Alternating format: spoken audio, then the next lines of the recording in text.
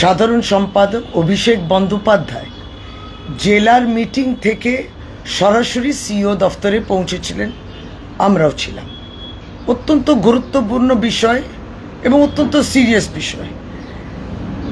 সামনে নির্বাচনকে নিয়ে ভারতীয় জনতা পার্টির যে ষড়যন্ত্র, সেইটা গতকালকে সিইও দফতরে গিয়ে আমরা chief electoral officer Manoj Kumar আগরওয়ালের দৃষ্টি আকর্ষণ করেছি এবং প্রমাণ সহ তাকে বলা হয়েছিল। গতকালকে পরিষ্কার করে কিছু দাবি আমরা রেখে এসেছি, কারণ সেই দাবি গুরুত্বপূর্ণ এই অর্থে যে আমরা তাকে নির্দিষ্টভাবে বলেছি গণতন্ত্র দাবি রাখে যে ফেয়ার অ্যান্ড ফ্রি ইলেকশনস, তাদের মুখেও শুনি, কিন্তু ফেয়ার অ্যান্ড ফ্রি বিষয়টা হচ্ছে না।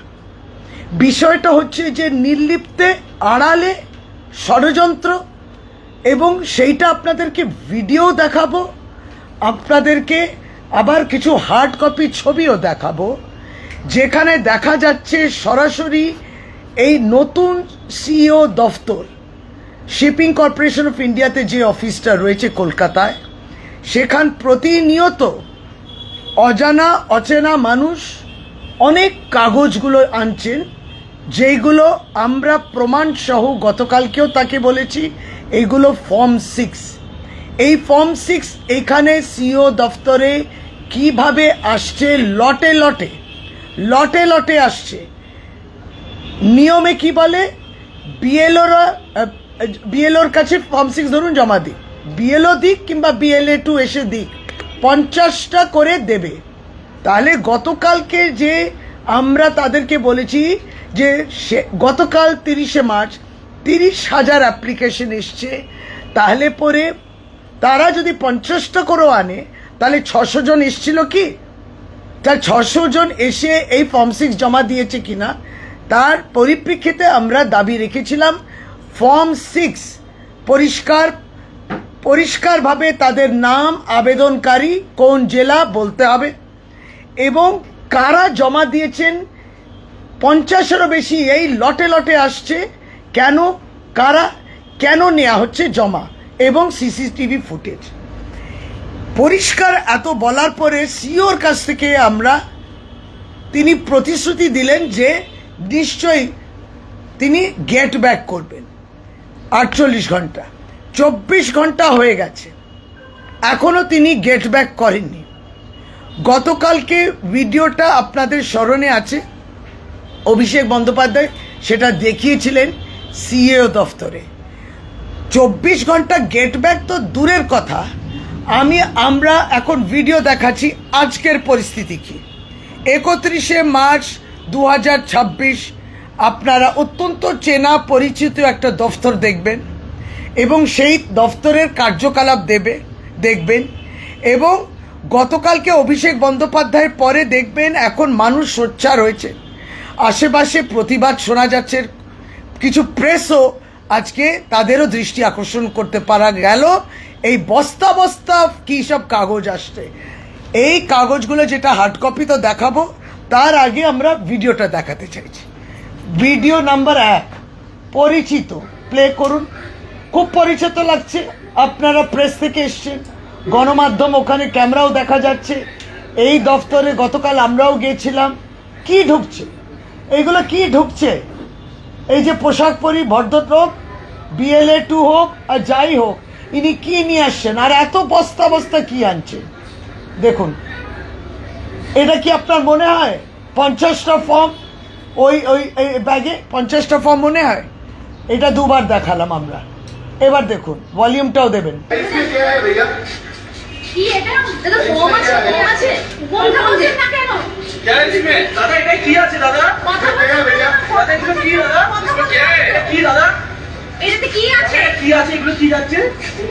দেখবো কেন, কি আছে লোকানোর মতো, কি আছে, কাগজপত্র আছে, কি কাগজ আছে,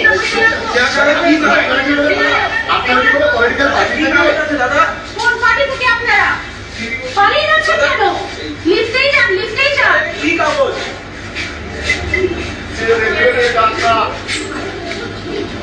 এটা আবার দ্বিতীয়বার দেখাচ্ছি, এই দ্বিতীয়বার এই জন্যই দেখানো, একবার একটু ফ্রিজ করুন। দাদা ফর্ম আছে এই ফর্মগুলো দেখুন, ছবিটা আরো ক্লোজলি ওয়াচ করলে এইগুলো ফর্ম 6 বোঝা যাচ্ছে, আবেদন বোঝা যাচ্ছে। এই ফর্ম 6 গুলো লটে লটে কেন আসছে সিইও দপ্তরে? আমাদের এই প্রশ্নটা, এটা কারা? এই ফর্ম 6 আবেদনকারী কারা এবং এরা কারা যারা জমা দিচ্ছেন?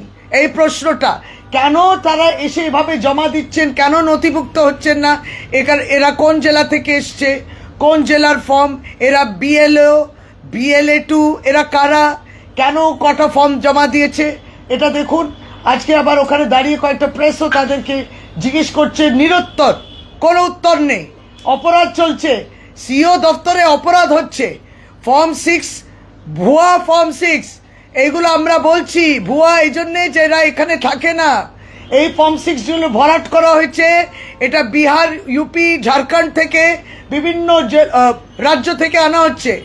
এরা আনছে ফর্ম 6 এদেরকে নথিভুক্ত করার জন্যে ভোটার লিস্টে। আবার এই ভিডিওটা চালান, আবার দেখুন, প্লিজ ওয়াচ ক্লোজলি। কোনো উত্তর নেই। এনাকে দেখে কি মনে হয়? এটাতে কি আছে? ইনি BLO না BLA2? দেখবো কেন কি আছে, লোকানোর মতো কি আছে? এই দেখুন, এটা ক্লোজলি দেখুন। এটা কি আছে? এগুলো কি? এটা কি ফর্ম? আবেদন। কোন পার্টি থেকে আপনারা পালিয়ে যাচ্ছেন কেন? লিফটেই যান, লিফটেই যান।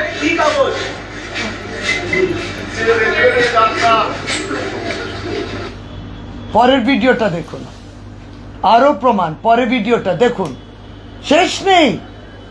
আর এটা দেখুন কতটা মানে কতটা উদ্ধত্ত থাকলে পরে পোশাক থেকে বোঝা যায়।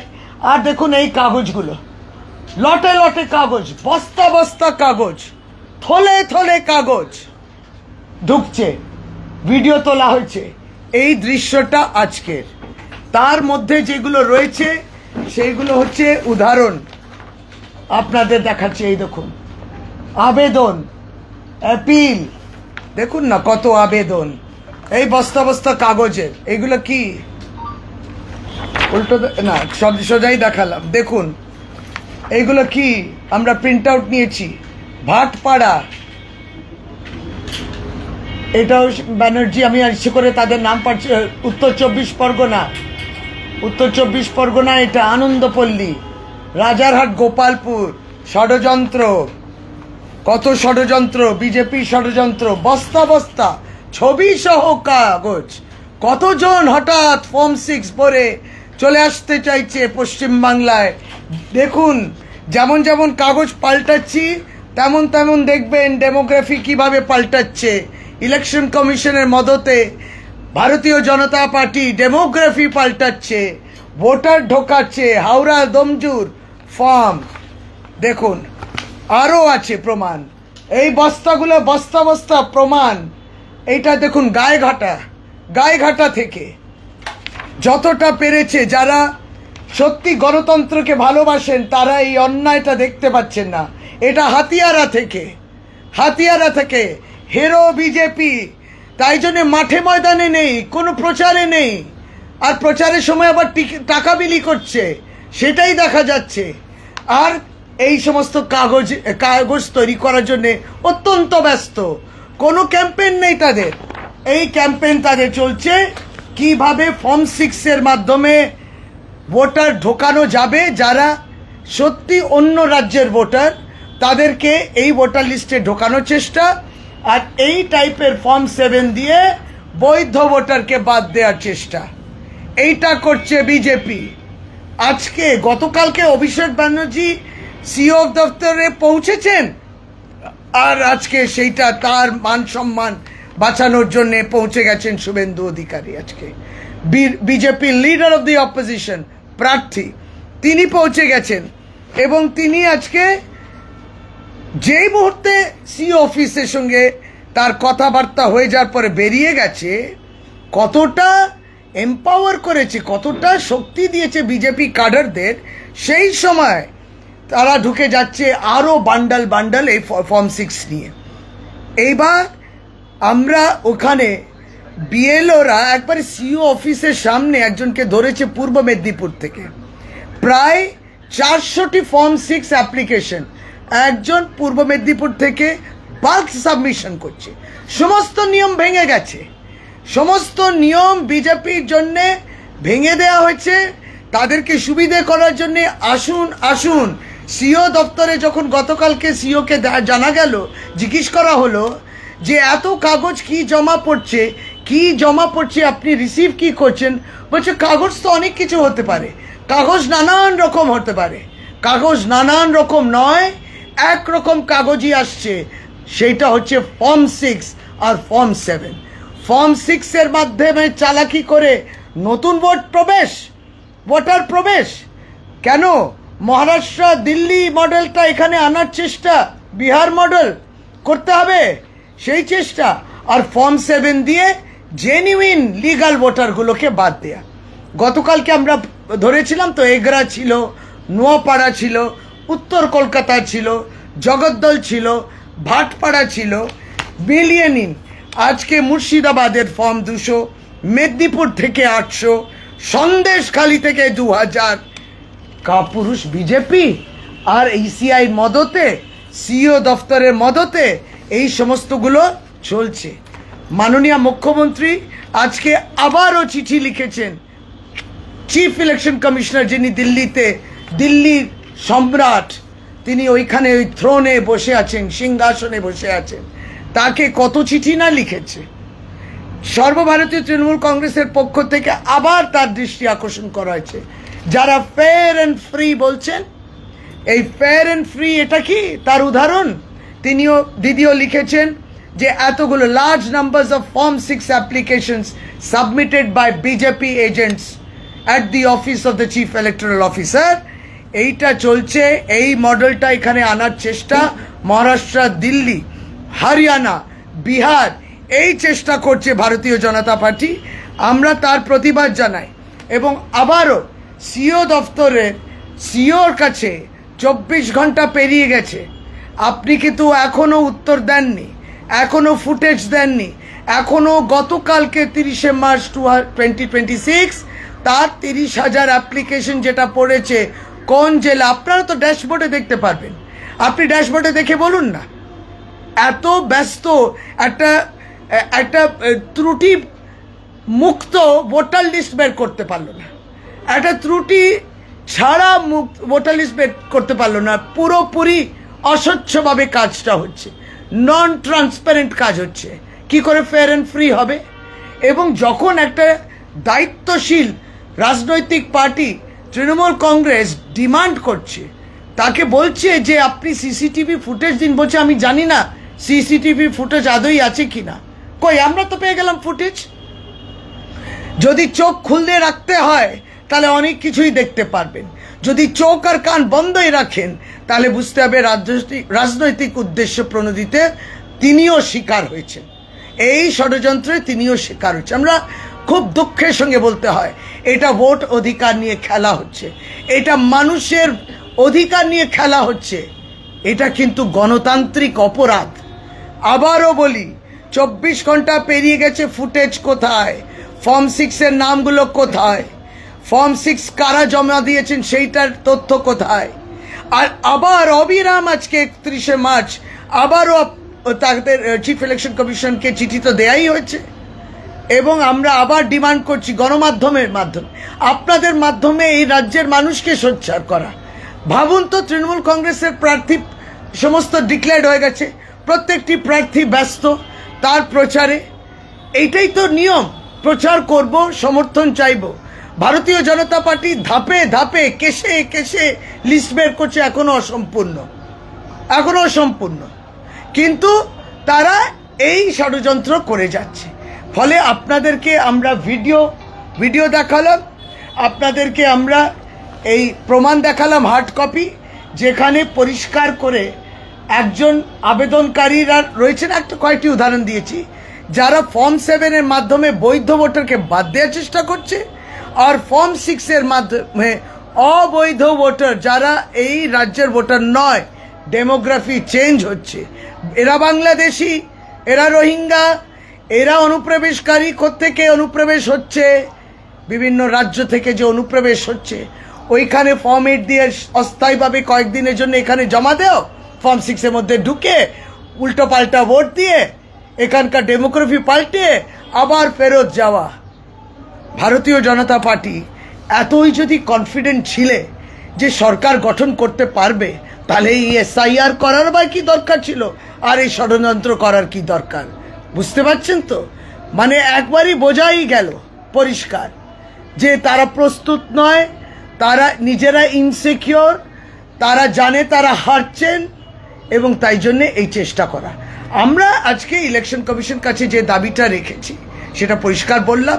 এই লড়াইটা কবে থেকে আরম্ভ হয়েছে দেখুন, সেই ফেব্রুয়ারি মাসে 2025-এ নেতাজি ইন্ডোর স্টেডিয়ামে মমতা বন্দ্যোপাধ্যায় হাতে হাতে ভোটার লিস্ট সামনে দেখিয়ে দিল, দেখুন ডুপ্লিকেট ভোটার।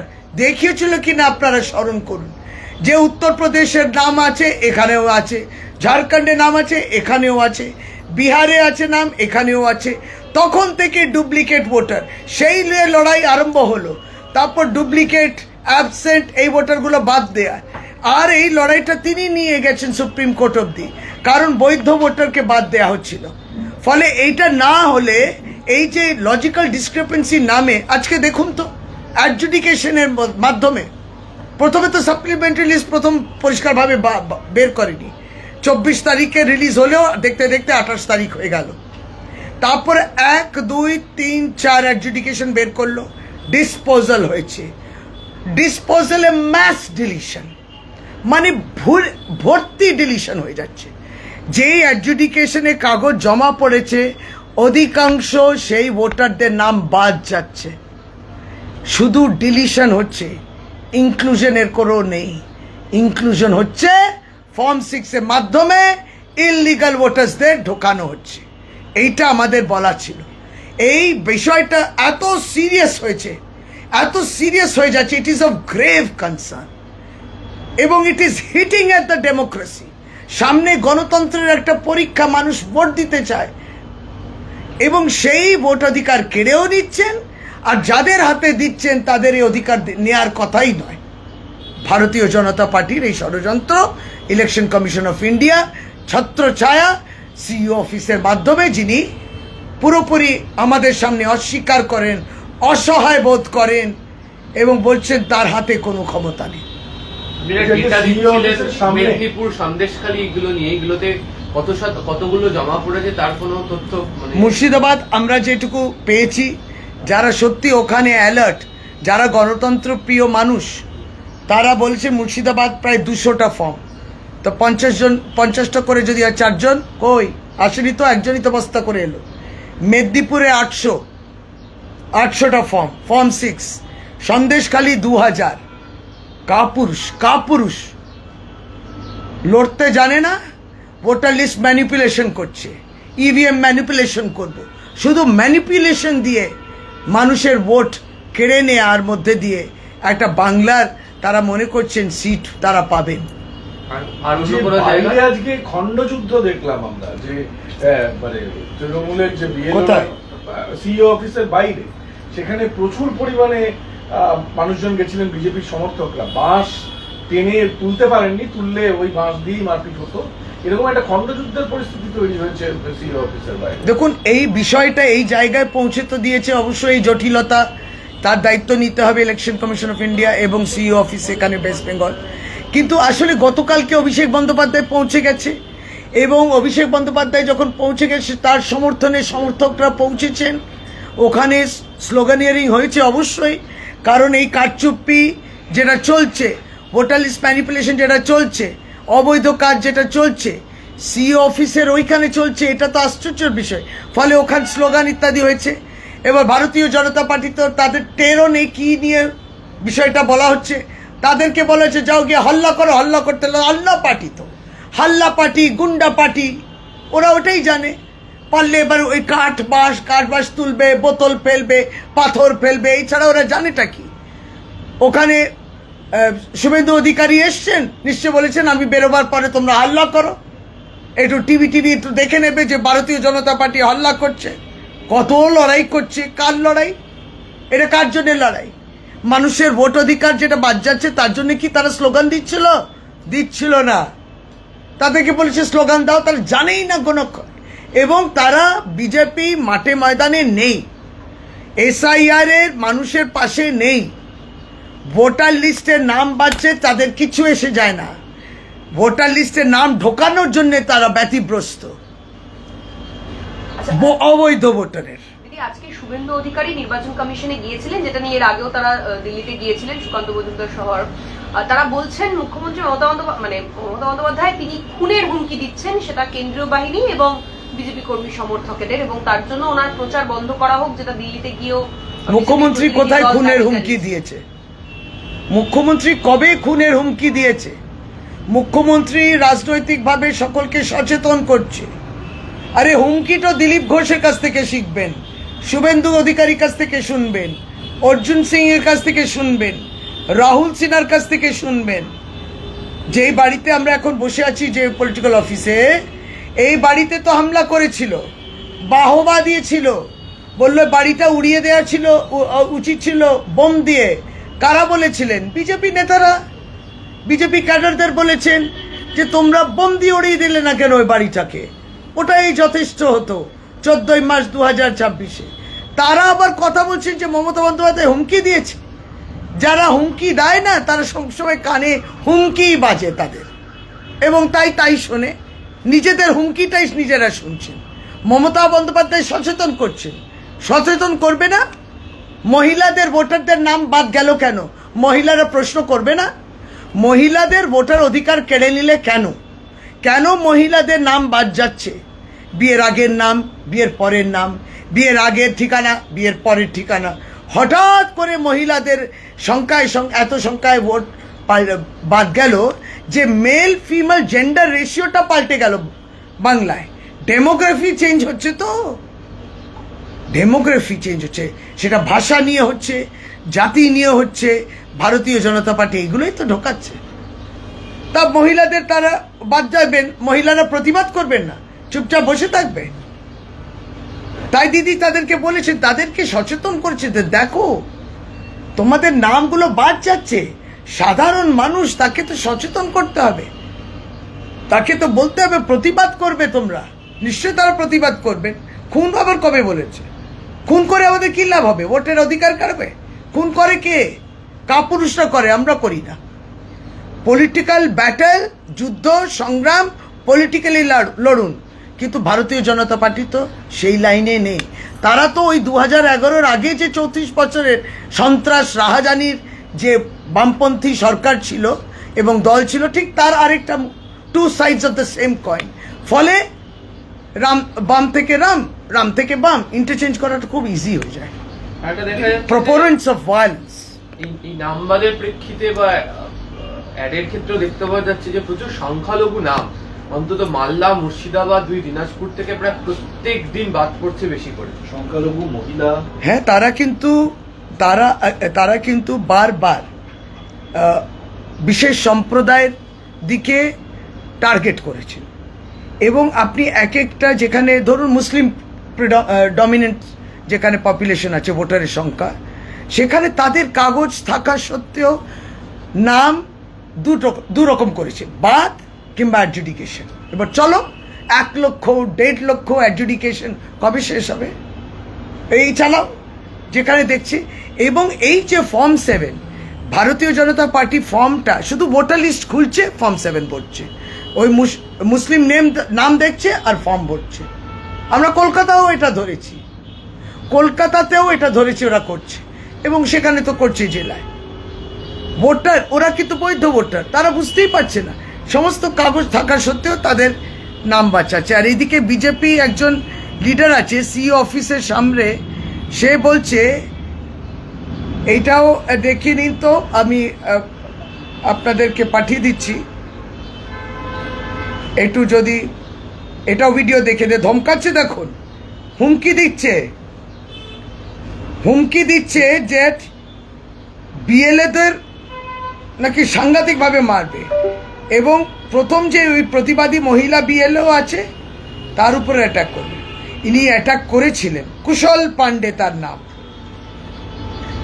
সুতরাং খুব ভালোভাবেই আমরা জানি যে কে এই আসলে এই ভ্যান্ডালিজম মারো পিটো এই সমস্ত করছে, এইগুলোকে রক্ষা করছেন আপনারা বিজেপি। আর উপরন্ত দিদির উপরে বলছেন দিদি, তিনি নাকি দিদি তো হুমকি দেওয়ার প্রয়োজন নেই তো, দিদিকে সবাই ভালোবাসে, সবাই ভালোবাসে, সমর্থন করে, উনি কেন এগুলো বলবেন? এবার এটা দেখে নিন, নাহলে আমি মোবাইলে চালিয়ে নেব। এই যে সিও অফিসের সামনে এই যে কুশল পান্ডে আইডেন্টিফাইড, এখন মডেল কোড অফ কন্ডাক্ট চলছে, ইলেকশন কমিশন কগনিসেন্স নেবে না কেন? সিউমোটো আপনি দেখবেন না কেন? কারা এই রকম ভায়োলেন্ট কথাবার্তা বক্তব্য রাখছে? প্লে করে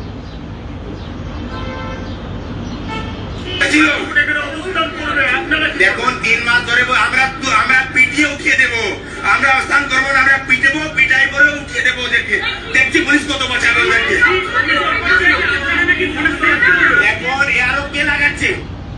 এটা হচ্ছে কোয়ালিফাইড গুন্ডা, মানে পোস্ট গ্রাজুয়েশন হয়ে গেছে গুন্ডামি করতে। ওই যে বিএলওরা যারা প্রতিবাদ করছেন, এবার বুঝলাম ওই প্রতিবাদী বিএলওদের নাকি এক্সেট্রা এক্সেট্রা করবে, একদম কোয়ালিফাইড, সার্টিফিকেট দিয়ে দিয়েছে তাকে, তার হাতে বিশেষ একটা বিজেপি ইনস্টিটিউট থেকে প্রশিক্ষণ পেয়েছে কথাবার্তা এবং সেটাকে ফিজিক্যালি ইমপ্লিমেন্ট করার জন্য। এরা করছে সিও দফতরের সামনে। তাহলে এত আজে বাজে কথা, এইগুলোতে কগনিসেন্স কেন নেওয়া হচ্ছে না?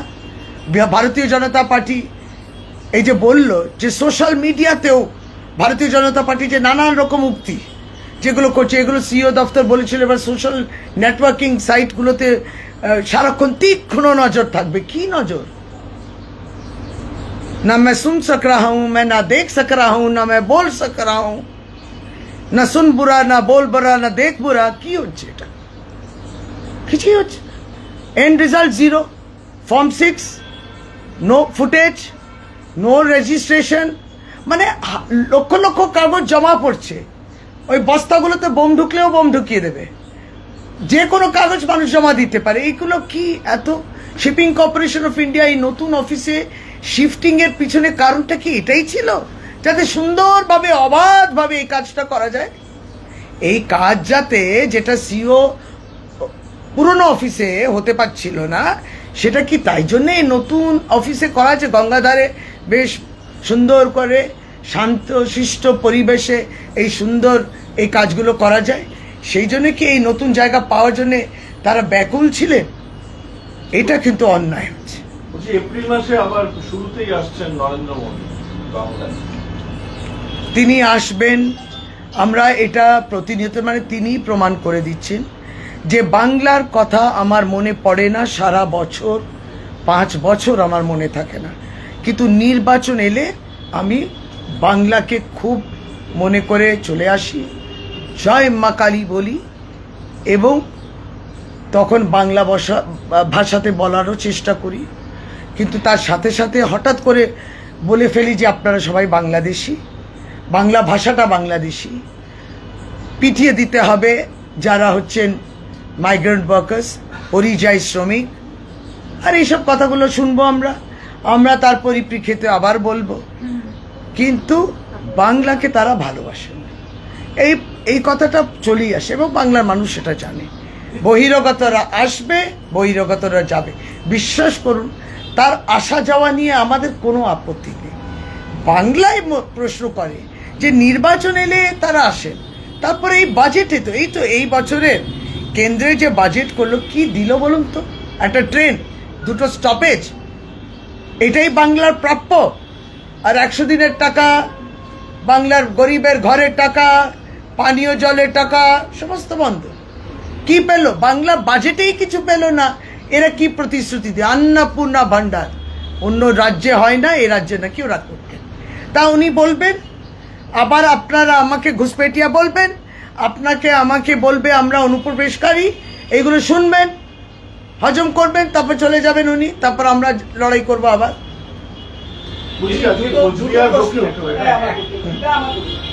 দুটো ইন্টাররিলেটেড প্রশ্ন। একটা, বাংলা এর আগে কোনোদিন এত বেশি ট্রান্সফার দেখেনি, আইপিএস হোক, আইএস হোক, বিডিও হোক, সব স্তর।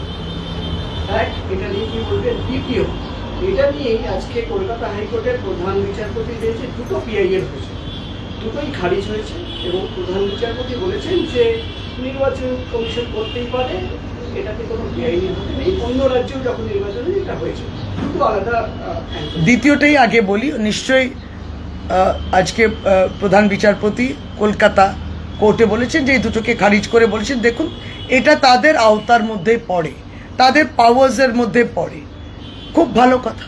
কিন্তু আমাদের উদ্দেশ্যও ছিল যে একটা অস্বাভাবিকভাবে 395 জন অফিসার এই যে ট্রান্সফার হওয়াটা, 5টা রাজ্যে কিন্তু নির্বাচন হচ্ছে, এর আগেও কিন্তু অন্যান্য রাজ্যে নির্বাচন হয়েছে, এর পরেও হবে, কিন্তু এই পরিমাণ ট্রান্সফার আপনি কোনো রাজ্যে দেখবেন না, হয়েছে কিংবা আগামী দিনেও হবে।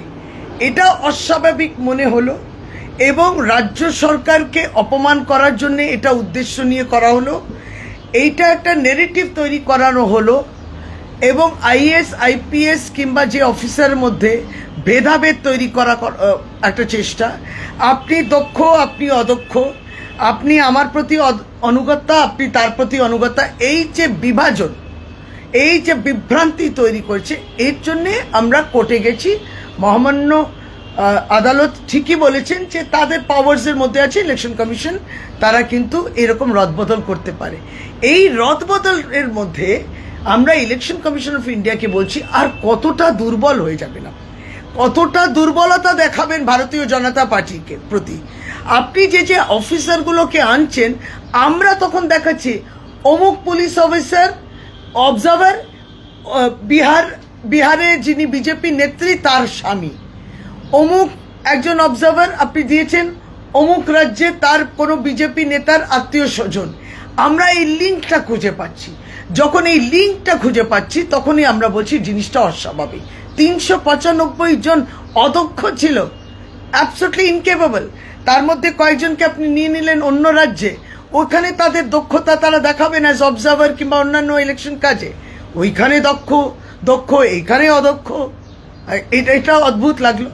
আসলে ওই কিছুটা হলেও মানে রাষ্ট্রপতি শাসন, যেটা একটা খুব স্বপ্ন ছিল 2016 থেকে, এইটা মানে অতৃপ্ত ওই জায়গায় থেকে গেল, সেটা সফল হয়নি।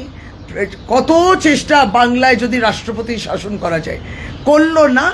এটা একটা সিনথেটিক, এটা অর্গ্যানিক নয়, একটা সিনথেটিক আর্টিফিশিয়াল একটা রাষ্ট্রপতি শাসনের মধ্যে দিয়ে তারা কিন্তু ওই ধরনের আমেজ এবং মহল, যেটাকে বলে হিন্দিতে, তৈরি করেছে। এটার প্রতি আমরা অপমানিত, তাই আমরা প্রতিবাদ করলাম। এই সবের বিরুদ্ধে আমরা লড়তেই থাকব। কেন বাংলাকে আর তৃণমূল কংগ্রেসকে এত পরীক্ষা দিতে হয়? কেন সমস্ত ইনস্টিটিউশনসগুলো এত ফ্রেজাইল হয়ে যাবে, এত দুর্বল হয়ে যাবে? সকলেই যাতায়াত চলছে, নেতারা তো আসছেন, বিভিন্ন প্রতিষ্ঠানও আসছে, ওই অন্যান্য রাজ্যে তো যান না। তাই জন্যে যখন বলেছে অন্য রাজ্যে এরকম হয়নি, অন্য রাজ্যেও তো লজিক্যাল হয়নি, অন্য রাজ্যে এরকম শিশু জন্মায়নি যার নাম লজিক্যাল ডিসক্রেপেন্সি। কেন করতে হলো 60 লক্ষের জটিলতা? না করলে তো আপনার যে কয়েকটা আপনাদের আনম্যাপ নিয়ে চিন্তন, সেটা নিয়ে সুন্দর করে অ্যাডজুডিকেশন হয়ে যেত। কিন্তু না, সেটা 60 লক্ষ করতে হবে, এতগুলো বাদ দিতে হবে, 1 কোটিকে বাদ দিতে হবে, এইগুলোই আমাদের অস্বাভাবিক, পরিষ্কারভাবে বলছি। এবং তাই জন্যে আমরা বলেছি যে এই ট্রান্সফার্সগুলো কিন্তু করাটা একটা অন্য অপটিক্স কিংবা ন্যারেটিভ জেনারেট করেছে অল ওভার ইন্ডিয়া। তারা দেখানোর চেষ্টা করছে এইগুলো প্রয়োজন for fair and free election. Transfer নিয়ে আরেকটা প্রশ্ন, কানেক্টেড প্রশ্ন। শুভেন্দু অধিকারী বলছেন কয়েকজন অফিসারদের নাম নিচ্ছেন, মনোজ ভার্মা, বিনীত গোয়েল, জাভেদ সালিম, যাদের ট্রান্সফার করা হয়েছে, তারা কিন্তু বদলি হওয়ার পরেও সরকারের জন্য কাজ করছে, বিজেপি নেতাদের ফোন ট্র্যাক করছে, এমনকি সিআইডি বিজেপি নেতাদের ডেকে পাঠাচ্ছে। যে বিজেপি নেতা রাকেশ সিংহ জেলে রয়েছে, তার বিরুদ্ধে হিরাসির থানায় এফআইআর হচ্ছে। দুটো কথাই এখানে বলা। ভারতীয় জনতা পার্টির বাংলার বিজেপির যিনি সভাপতি একসময় যেমন বলেছিলেন, এসআইআর ইজ বিজেপি আর বিজেপি ইজ এসআইআর, দুটোই কানেক্টেড। তখনই আমরা তার আগেও বলতেছিলাম যে বিজেপি এর সবের পিছনে আছে, ওই এতগুলো বাদ দেয়া ইত্যাদির মধ্যে। ঠিক সেইভাবে এই সমস্ত ট্রান্সফারের পিছনেও কিন্তু বিজেপি রয়েছে। তাদের এত মাথা ব্যথা কেন? তাহলে তার এত মাথা ব্যথা কেন সেটা উনি বলছেন কেন? যে কে কোথায় কি করছে, কি বললেন আপনি? মানে যারা পেগাসিস করলেন তারা আমাদের পেগাসিসের টাইপের মানে অভিযোগ দিচ্ছেন এখানে। পেগাসাসের কি হয়েছে কেন্দ্র সরকার একটু বলুক না। যখন আপনারা স্নুপিং করছিলেন, সবাইকার চর মানে কান পেতে শুনছিলেন, আর ওই পেগাসাস নিয়ে আর কিছু হলো না, আর তারা ওইভাবেই ভাববেন অন্যায় হচ্ছে। আর তারা আর আমরা মানে আসলে রীতিমতো বিব্রত হয়ে গেছে। গতকালকে এই সমস্ত ত্রুটিগুলো ধরা পড়েছে। তো কিছু মানুষ তো আছে, যেটা অভিষেক বন্দ্যোপাধ্যায় গতকালকে বলেছেন, তারা তাদের মেরুদণ্ড বিক্রি করে দেননি। এখন যারা বিক্রি করেছেন তারা এই সমস্ত কথা বলবেন। আমরা বিক্রিও করিনি আর ওয়াশিং মেশিনও যাইনি। লিয়েন্ডার পেসারকে দিল্লিতে বিজেপিতে যোগ দিয়েছেন, তিনি আগে কিন্তু তৃণমূলে ছিলেন, একসময় তৃণমূলে যোগ দিয়েছেন। এটা তার নিজস্ব ডিসিশন। আচ্ছা, কোচবিহারে বিজেপি প্রার্থী কোচবিহার দক্ষিণে তিনি প্রচার করতে যাচ্ছিলেন, সেখানে অভিযোগ হচ্ছে যে তার গাড়ি ভাঙচুর হয় এবং আপনাদের বিরুদ্ধে অভিযোগের দিন যে লাঠি সোটা নিয়ে গাড়ি টাড়ি ভাঙচুর করে দেওয়া হয়েছে। বিজেপি প্রার্থী প্রচার করছিলেন কোচবিহার দক্ষিণে। দেখুন, আমি বলে দিই একটা উদাহরণ দিয়ে। 14ই মার্চ 2026 যখন আমার বাড়ির সামনে যখন ভায়োলেন্সটা হয় না, আমি নিজে দেখেছি তাদেরকে পাথর তুলে নিজের বাসে কাঁচটা ভাঙতে। এদের এই কোনো স্টেটমেন্ট আমি বিশ্বাস করি না। তারা নিজে তুলে নিজের গাড়ি নিজের এই কাঁচগুলো ভাঙে আর তারপর বলে তৃণমূল কংগ্রেস করেছে। তৃণমূল কংগ্রেসের কত ভালো পজিশন, ওখানে জয় জয়কার হবে, এত উন্নয়ন হচ্ছে, এত কাজ হচ্ছে। দিদি ঘুরে গেছেন, অভিষেক বন্দ্যোপাধ্যায় ঘুরে গেছেন, ওখানে তাবড় নেতা আছে, ঘাবড়ে গেছে। হেরো বিজেপি। তিনি চাচলে পঞ্চায়েত সদস্যার স্বামীকে বেধড়ক মারধর, কংগ্রেস অভিযোগ করছে তৃণমূলের বিরুদ্ধে, তৃণমূলের গুন্ডা বাহিনী এই কাজ করেছে। দেখুন, অভিযোগ করাটা খুব ইজি। অভিযোগ, অজুহাত, ডান হাত বাঁ হাত, বাঁ হাত ডান হাত, অজুহাত, ওই রকমই ধরতে হবে। অভিযোগ করতেই থাকুন, অভিযোগ নিয়ে তারা ব্যস্ত থাকুন, মারপিট যেন না হয়। কেন, এমসিসি তো পড়েছে, এবার ইলেকশন কমিশন এটা দেখেনি। ইলেকশন কমিশন তো বলেছে এটা সবটা দেখে নেন। আমি তো অবাক হয়ে যাই। সেদিন ইলেকশন কমিশনের প্রেস কনফারেন্সে উনি বলছেন कोई तो मरा तो नहीं, মানে are we waiting for deaths to happen. Murshidabad শমশেরগঞ্জের ঘটনা বলতে গিয়ে জঙ্গিপুরে কই তো নেই মারা, মানে তাই জন্য তারা নাকি ল অ্যান্ড অর্ডার খুব দারুণভাবে কন্ট্রোল করে। আই থিঙ্ক এই প্রশ্নটা কিন্তু আপনাকে ইলেকশন কমিশন করতে সত্যি আমাদের বলা উচিত নয় না, কারণ আমিও তো একজন প্রার্থী। এই প্রশ্নগুলো উত্তর আমি দেবো না, চার্জও করবো না। কিন্তু আমরা জানি এমসিসি আছে, এই তো কলকাতা হাইকোর্ট বলে দিয়েছে তাদের আওতায় পড়ে এই সমস্ত। যখন তাদের আওতায় পড়ে তাহলে এই প্রশ্নটা তারাই উত্তর দেবেন যে এই ঘটনাগুলো যেগুলো হচ্ছে তার এনকোয়ারি হচ্ছে কিনা এবং কারা এটা করছেন। আমার একটাই প্রশ্ন হচ্ছে, দেবাশিস কুমারের সম্পত্তি এসব তলব করছে ইডি, কিন্তু সময়টা হচ্ছে নির্বাচন যখন হলো তখনই তলব করছে, এটার মধ্যে উদ্দেশ্য রয়েছে কিছু? এটা দেখলাম দেবাশিস কুমার তিনিও বলেছিলেন যে নিশ্চয়ই একটি রাজনৈতিক উদ্দেশ্য নিয়েই এই ভোটের সময় রাসবিহারীর তিনি প্রার্থী পুরো দমে প্রচার করছেন। একজন অত্যন্ত সাকসেসফুল বিধায়ক, ডাইনামিক বিধায়ক, আবার কোথাও তো একটা খামচে দিতে হবে, সেই চেষ্টা উনি নিজেও বলেছেন। উনি নিজে কেসটা দেখেও নিচ্ছেন আর লড়েও নেবেন। এগুলো হচ্ছে আনফর্চুনেট। মানে এটা লেভেল প্লেয়িং গেম নয়, যেটাকে বলে না, একটা লেভেল প্লেয়িং গেম হবে। সবাই, মমতা বন্দ্যোপাধ্যায়, অভিষেক বন্দ্যোপাধ্যায় এই পাশে আর ওইদিকে সকলে, মানে যত অস্ত্র আছে ভারতবর্ষে প্লাস একটি রাজনৈতিক দল, সব অস্ত্রকে নামিয়ে দিয়ে খেলছে। এটা লেভেল প্লেয়িং গেম নয়। কিন্তু এইখানে আমাদের আপত্তি একটাই, যে ভোট অধিকার কেড়ে নেয়া আর ভোট অধিকার কিছু অবৈধ মানুষের হাতে তুলে দেয়া, এইটা নিয়েই আপত্তি। আবারও ওই পয়েন্টে ফিরে আসছি যে আমাদের সিইও দফতরে ফুটেজ দরকার। 30শে মার্চ 2026, 31 মার্চ 2026 আমরা ভিডিও দেখিয়ে দিয়েছি। আপনি অফিসিয়াল ফুটেজ দিন সিইও সাহেব। এবং দ্বিতীয়ত হচ্ছে ফর্ম 6 কি জমা পড়ছে প্রত্যেকটি রাজনৈতিক দলকে দেখান, শুধু আমাদের নয়। তবে প্রশ্ন শুধু আমরাই করছি, অন্যান্যরা তো বুঝেই উঠতে পারছে না, গুণাক্ষরে বুঝতে পারছে না কি হচ্ছে। মানুষের ভোট অধিকার করছে, কে লড়ছে? মমতা বন্দ্যোপাধ্যায়, অভিষেক বন্দ্যোপাধ্যায় একা। সুতরাং ওই নামগুলো দরকার। তা এত লুকোনোর কি আছে? জিনিসটা ট্রান্সপারেন্ট হবে না কেন? অস্পষ্ট, সবটাই অস্পষ্ট শেষ অবধি। এই নমিনেশন দেওয়ার সময় এসে গেছে, আপনার লাস্ট ডেট যদি সেকেন্ড ফেজের 9 তারিখ আর ফার্স্ট ফেজের 6 তারিখ হয়, তারপর তো আপনি ভোটার লিস্ট ফ্রিজ করে দেবেন কি করে? তারপর এই তড়িঘড়ি, এই তাড়াতাড়ি কিসের? এই তাড়াটা কিসের? ওই আগে ঢোকানোর জন্যে। কারণ 6 তারিখ আর 9 তারিখে ভোটার লিস্ট তারা ফ্রিজ করে দেবেন, আমরা সব বুঝতে পারছি। দিদি, বিজেপির থার্ড ক্যান্ডিডেট লিস্ট বেরিয়েছে এবং দেখা যাচ্ছে যে একাধিক ক্যান্ডিডেটের নাম মানে প্রার্থী চেঞ্জ করা হয়েছে বিক্ষোভের জন্য, মানে তারা বাধ্য হয়েছে ফোর্থ লিস্টে।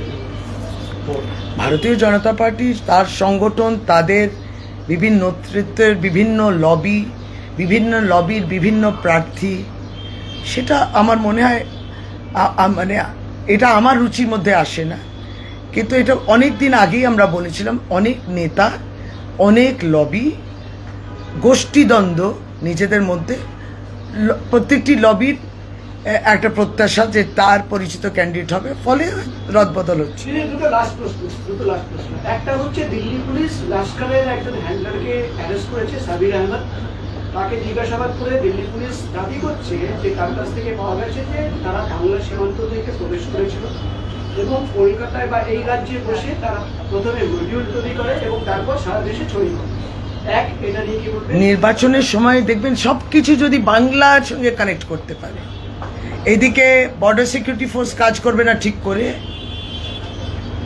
যদি বলেন ভারতীয় বাংলাদেশ বর্ডার, যেটা পশ্চিম বাংলাকে স্পর্শ করছে, আর ওইদিকে কাশ্মীরের ওখানে বর্ডার গার্ড করতে পারবো না, ওখানে পেহেলগাঁও তো ঢুকে যাবে উগ্রবাদীরা, ঢুকে মারবে ভারতীয় নাগরিককে, পর্যটকদের মারলো, ফিরেও গেল, কিন্তু কিছু হলো না। দিল্লি রাজধানী অবধি চলে এলো, এখন লস্করকে ধরলাম, এই করলাম, এবং তার বাংলা কানেকশন, যেহেতু বাংলা নির্বাচন, ওই দিল্লিতে চলে এলো টেরোরিস্ট, ওখানে ব্লাস্ট হলো, পার্লামেন্টের উপর আক্রমণ হলো, পার্লামেন্টের ভিতরে ঢুকে গেল অন্য একজন এমপির পাস নিয়ে। দিল্লি কি সিকিউর? আমাদের বর্ডার্স কি আদৌ সিকিউর?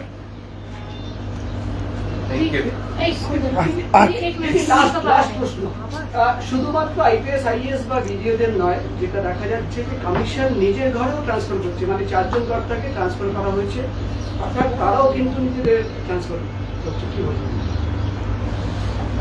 তারা তাদের উপর আস্থা রাখলেন না, এটা যাদের উপর আস্থা রাখলেন না, ট্রান্সফার করলেন এই সময়, তাহলে পরে নিশ্চয়ই তার যে অফিসার্স আছেন তাদের প্রতি একটা অপমান। তবে আমি বলবো না এটা ইন্টারনাল, নিশ্চয়ই তারা জানতে ইচ্ছুক যে কেন ট্রান্সফার করা হয়েছে। সবটাই খুব র্যান্ডম, এবং হয়তো কিছু কিছু নির্দেশ যদি তারা না শোনেন, তাহলে পরে ট্রান্সফার হয়ে গেল কি না আমরা আনুমানিক, এই কথাটা এই জন্যে বলছি কারণ আগেও বলেছি যে মেরুদণ্ড যদি না বিক্রি করে তাহলে আপনি ট্রান্সফার হয়ে যাবেন, হয়ে গেছে, বাস হয়ে গেছে, আর নয়, আর প্লিজ নয়। ওরে সঞ্জয়।